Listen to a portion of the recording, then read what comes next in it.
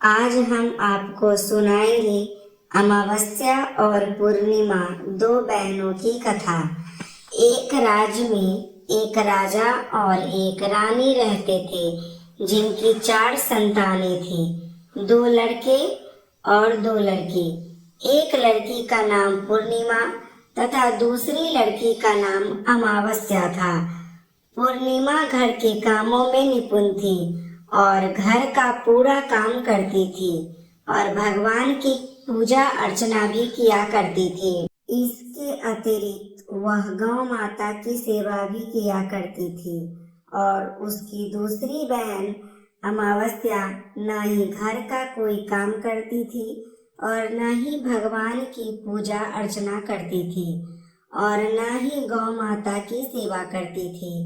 पूर्णिमा सर्वगुण संपन्न थी, फिर भी राजा और रानी अपने दोनों बेट में तथा पुत्री अमावस्या को ही प्यार किया करते थे और वह पूर्णिमा से प्यार नहीं करते थे, उसके साथ भेदभाव करते थे। राजा के चारों पुत्र व पुत्री धीरे धीरे बड़े हो रहे थे।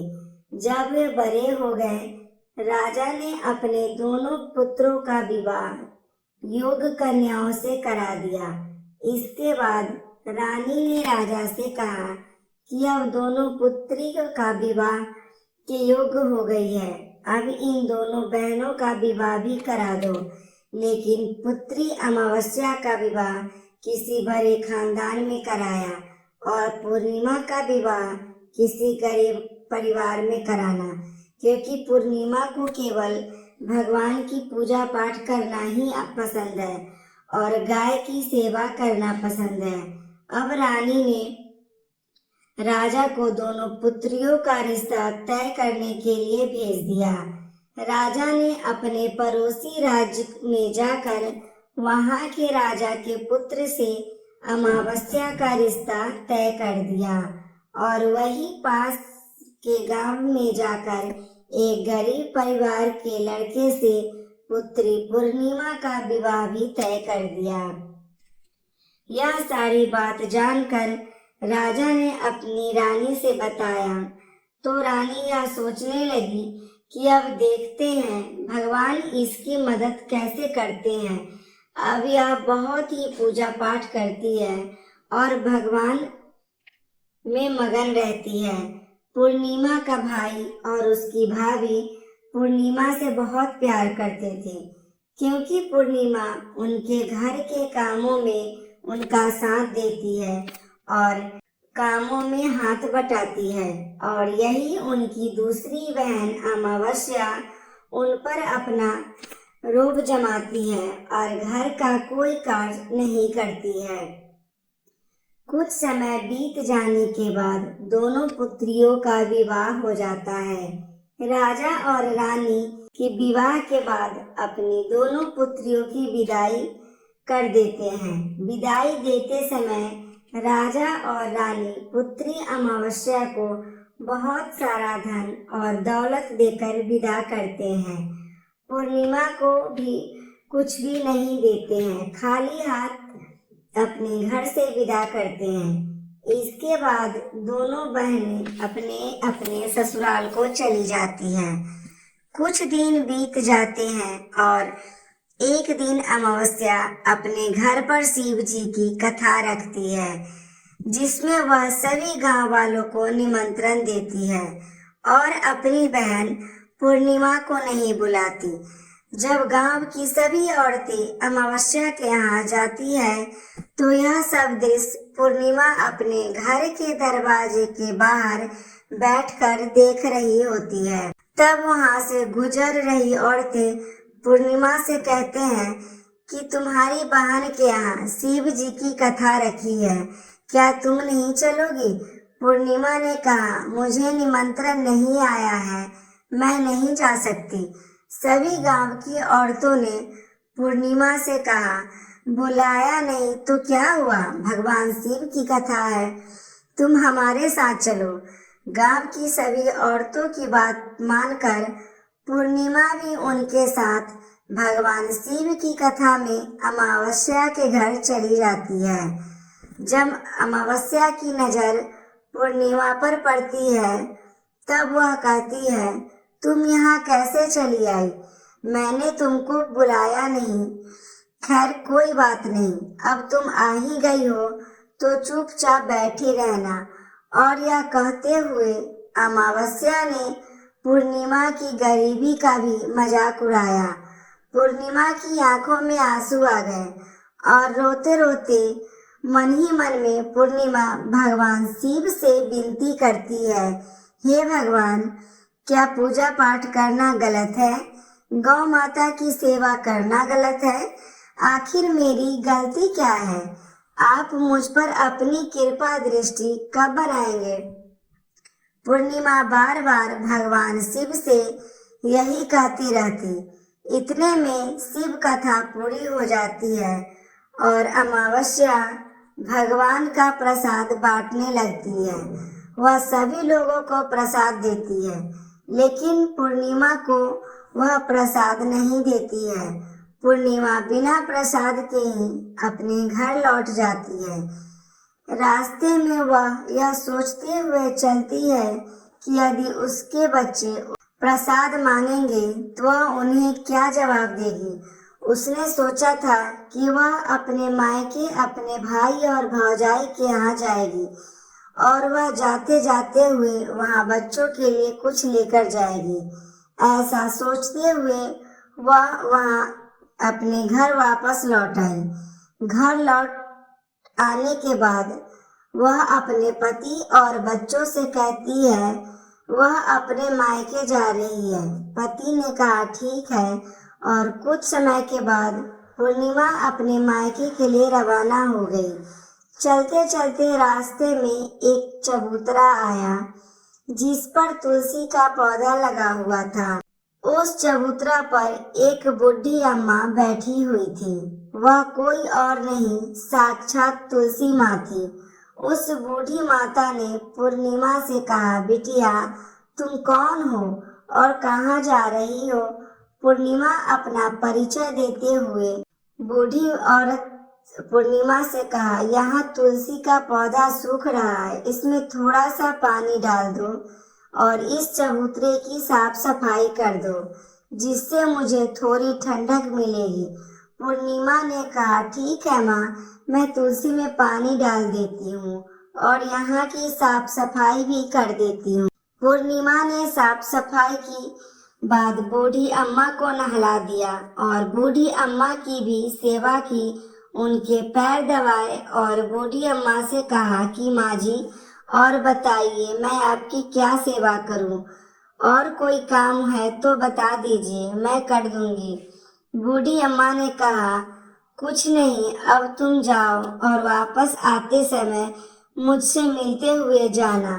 पूर्णिमा ने बूढ़ी अम्मा से कहा ठीक है अम्मा, मैं जाती हूँ, वापस आते वक्त आपसे मिलते हुए जाऊंगी। कुछ समय आगे चलने के बाद एक शिव मंदिर आया। वहां पर उसे एक बूढ़े बाबा मिले जो मंदिर के बाहर बैठे हुए थे। वह कोई और नहीं, साक्षात भोलेनाथ थे। उन्होंने पूर्णिमा से कहा कहाँ जा रही हो बेटी, तुम कौन हो? तब पूर्णिमा ने अपना परिचय दिया। फिर उस बूढ़े बाबा ने पूर्णिमा से कहा इस चबूतरे की और इस मंदिर की सफाई कर दो। तब पूर्णिमा ने मंदिर की और चबूतरे की साफ सफाई कर दी और वहां पर पूजा पाठ अर्चना भी की और साफ सफाई पूजा अर्चना करने के बाद उन्हें बूढ़े बाबा को भी नहला दिया और उसने कहा बाबा और कोई काम है तो बताइए। तब बूढ़े बाबा ने कहा नहीं बेटी, अब तुम जाओ और वापस आते वक्त मुझसे मिलते हुए जाना। पूर्णिमा ने कहा ठीक है बाबा, मैं जाती हूँ, वापस आते हुए आपसे मिलते हुए जाऊंगी। आगे चलते चलते कुछ दूर चलने के बाद पूर्णिमा को एक काली जी का मंदिर दिखा। वहां भी एक बूढ़ी अम्मा चबूतरे पर बैठी हुई थी। वह बूढ़ी औरत ने भी पूर्णिमा से कहा कि बेटी तुम कौन हो, कहाँ जा रही हो? तब पूर्णिमा ने उस बूढ़ी औरत को भी अपना परिचय दिया। बूढ़ी औरत ने पूर्णिमा से कहा, यहाँ पर सभी पूजा पाठ करने के लिए आते हैं, लेकिन मंदिर की साफ सफाई करने के लिए कोई नहीं आता। इसलिए तुम मंदिर की और चबूतरे की साफ सफाई कर दो। पूर्णिमा ने कहा, ठीक है माता जी। और पूर्णिमा मंदिर की और चबूतरे की साफ सफाई कर देती है और पूजा पाठ भी करती है और माता जी का श्रृंगार कर देती है और बूढ़ी अम्मा को नहला देती है और बूढ़ी अम्मा के पैर दबा देती है और कहती है, सभी काम हो गया माँ जी, और कोई काम हो तो बताइए। बूढ़ी अम्मा कहती है कि नहीं बेटी, तुम अब जाओ, लेकिन वापस आते वक्त मुझसे मिलते हुए जाना। पूर्णिमा कहती है ठीक है, और वह आगे चली जाती है। आगे चलते चलते एक नदी आती है। वहां पर भी एक बूढ़ी अम्मा बैठी रहती है और वह कहती है कि बेटी, तुम कौन हो, कहाँ से आई हो? और उसे भी पूर्णिमा अपना परिचय देती है। बूढ़ी औरत पूर्णिमा से कहती है, नदी पर स्नान करने तो यहाँ सब आते हैं, लेकिन यहाँ की साफ सफाई कोई नहीं करता, इसलिए तुम इस किनारे की साफ सफाई कर दो। पूर्णिमा कहती है ठीक है माँ जी। वहाँ की साफ सफाई कर देती है और उस बूढ़ी अम्मा के पैर दबा देती है और कहती है, माँ जी, और कोई काम हो तो बताइए। बूढ़ी औरत कहती है, कुछ नहीं बेटी, अब तुम जाओ, लेकिन वापस आते वक्त मुझसे मिलते हुए जाना। और वहाँ नाव में बैठकर नदी के दूसरे किनारे पहुँच जाती है और वह अपने मायके पहुँच जाती है। वहाँ पर पूर्णिमा के भाई और भाभी उसे देखकर बहुत खुश हो जाते हैं। वे पूर्णिमा की बहुत खातिरदारी करते हैं और उससे बहुत सारी बातें करते हैं। कहते हैं कि बच्चों को भी साथ में ले आती तो बहुत अच्छा होता। कुछ समय के बाद पूर्णिमा ने वापस अपने ससुराल जाने को कहा तो उसकी भाभी ने उसके लिए एक साड़ी दी और बच्चों के लिए कपड़े और खाने पीने की कुछ चीजें रख दी और कहा कि तुम बहुत दिनों के बाद आती हो। और पूर्णिमा की भाभी ने यह थैला पूर्णिमा के हाथ में दे दिया और कहा कि जाओ और जल्दी वापस आना। इसके बाद पूर्णिमा वहां से अपने ससुराल के लिए रवाना हो गई और उसी नदी के किनारे पहुंची और नाव में बैठकर दूसरे किनारे पर उतर गई। वहां पर उतरने के बाद वहां उसे वही बूढ़ी अम्मा मिली जो साक्षात गंगा मैया थी। उस बूढ़ी अम्मा ने पूर्णिमा को एक थैला दिया और कहा, इसे तुम अपने घर जाकर ही खोलना। अब पूर्णिमा के पास बहुत थैले हो गए थे। उन्हें लेकर पूर्णिमा वहां से रवाना हुई। आगे कुछ दूर चलने पर काली माँ का मंदिर आया। वहां पर काली माँ बूढ़ी माँ के रूप में विराजमान थी। उसने कहा, आ गई बेटी पूर्णिमा? पूर्णिमा ने कहा, हाँ माँ जी, मैं आ गई। काली माँ ने उसे एक थैला दिया और कहा, तुम यहाँ थैला अपने घर ले जाकर खोलना। अब पूर्णिमा के पास 3 थैले हो गए थे। तीनों थैलों लेकर पूर्णिमा आगे बढ़ी। कुछ दूर जाने पर शिव जी का मंदिर आया, जहाँ बूढ़े बाबा के रूप में शिव जी स्वयं विराजमान थे। बूढ़े बाबा ने कहा, पूर्णिमा, तुम वापस आ गई? पूर्णिमा ने कहा, हाँ बाबा, मैं वापस आ गई। बूढ़े बाबा ने भी पूर्णिमा को एक थैला दिया और कहा, यह थैला तुम घर जाकर ही खोलना। पूर्णिमा ने कहा, ठीक है बाबा। अब पूर्णिमा के पास 4 थैले हो गए थे। अब पूर्णिमा 4 थैले पहले से अब कैसे ले जाती? उसने एक पुरानी साड़ी निकाली और उन सभी थैलों का एक गट्टा बना लिया और सर पर रखकर वहां से रवाना हो गई। कुछ दूर जाने के बाद उसे तुलसी माँ मिली बूढ़ी औरत के रूप में और कहती है, पूर्णिमा, तुम आ गई? पूर्णिमा कहती है, हाँ माँ जी मैं आ गई। वह बूढ़ी औरत भी उसे एक थैला देती है और कहती है, यह थैला तुम अपने घर जाकर ही खोलना। पूर्णिमा कहती है, ठीक है माँ जी। अब पूर्णिमा के पास 5 थैले हो गए थे। पूर्णिमा वहां से रवाना हुई तो वापस आने घर पहुंच गई।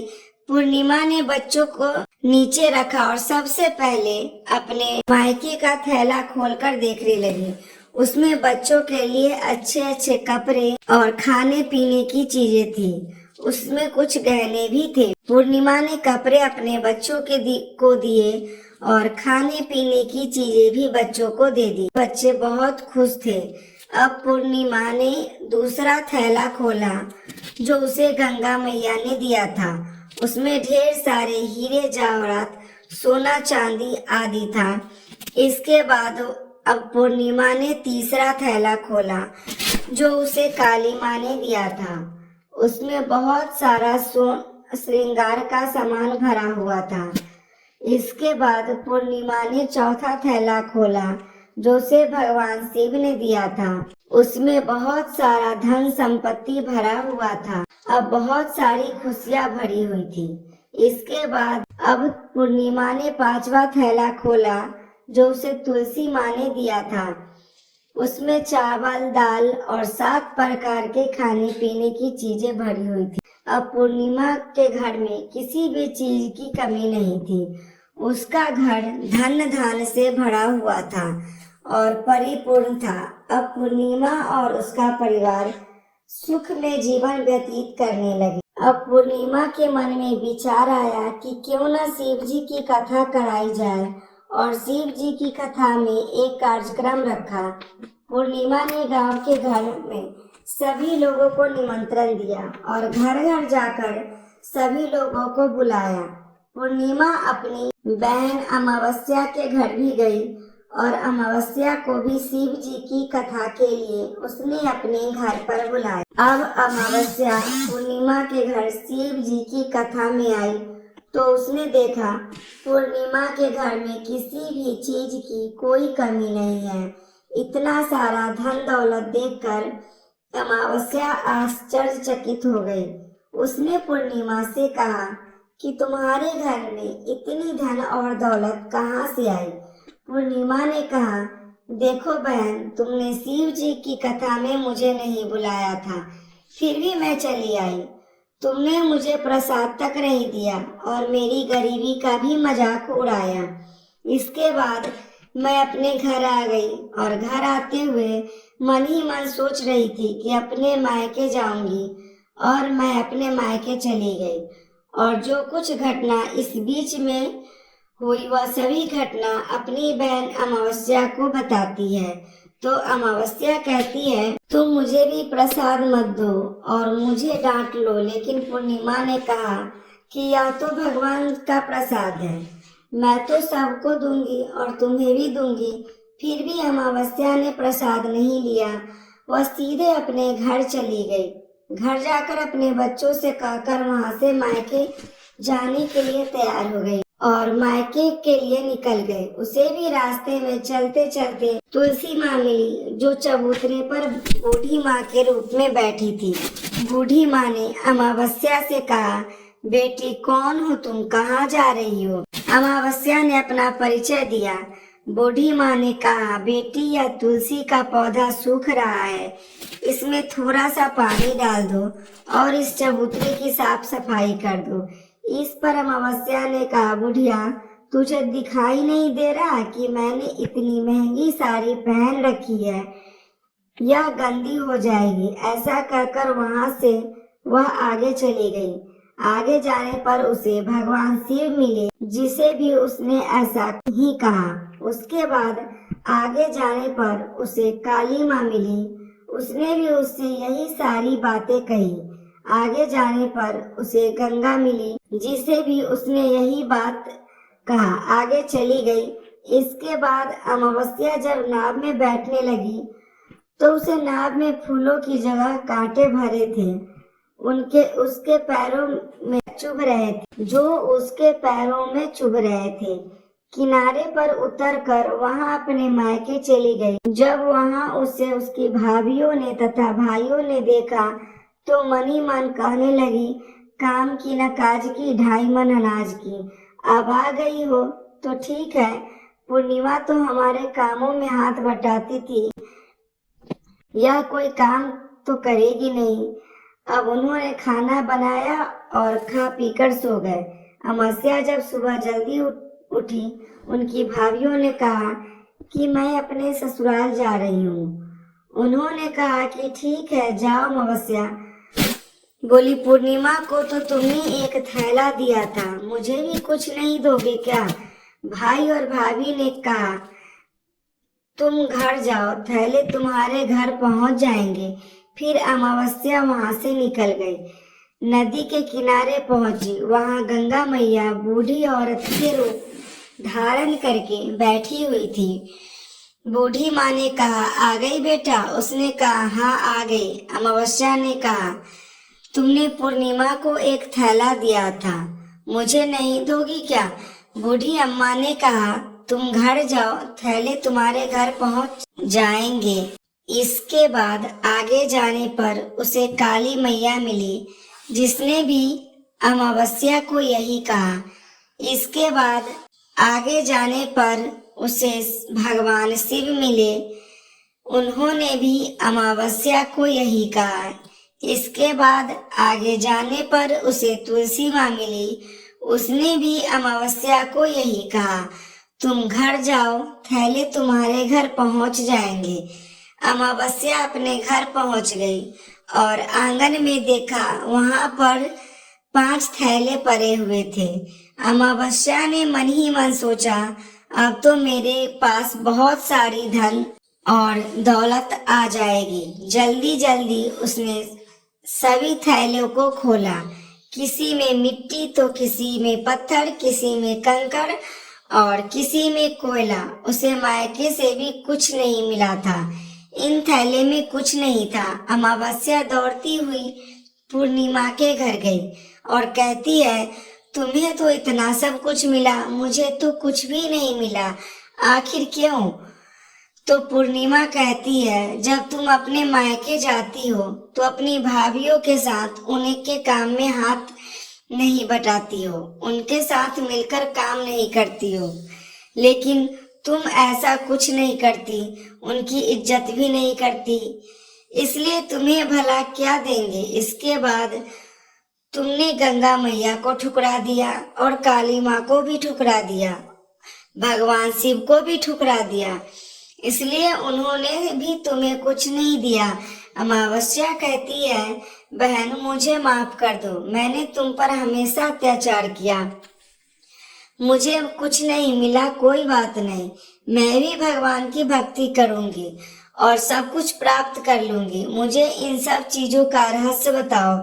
तो पूर्णिमा ने कहा, तुम 3 सूत्र का ज्ञान ले और उसकी कथा करना। पहला सूत्र में दया मांगना, दूसरे सूत्र में कथा मांगना और तीसरे सूत्र में 108 बार ओम नमः शिवाय का जाप करना। बहन, यह भगवान के 3 सूत्र हैं, इनको अपने हृदय में बसा लेना। मैंने भी यह 3 सूत्र अपने जीवन में अपनाए थे और सच्चे मन से भगवान की भक्ति पूजा पाठ की थी। फिर भगवान ने मुझे यह सब दिया और तुम्हारे पास जो कुछ था वह भी सब खत्म हो गया। इसके बाद अमावस्या अपने घर गई और भगवान की पूजा पाठ करने लगी। भगवान शिव से उसने माफी मांगी और गौ माता की सेवा की और दूसरों की मदद करने लगी। तो दोस्तों, आपको कहानी कैसी लगी हमें कमेंट करके जरूर बताइएगा। कहानी अच्छी लगी हो तो वीडियो को लाइक, शेयर और चैनल को सब्सक्राइब जरूर कीजिएगा। फिर मिलेंगे अगले कहानी के साथ।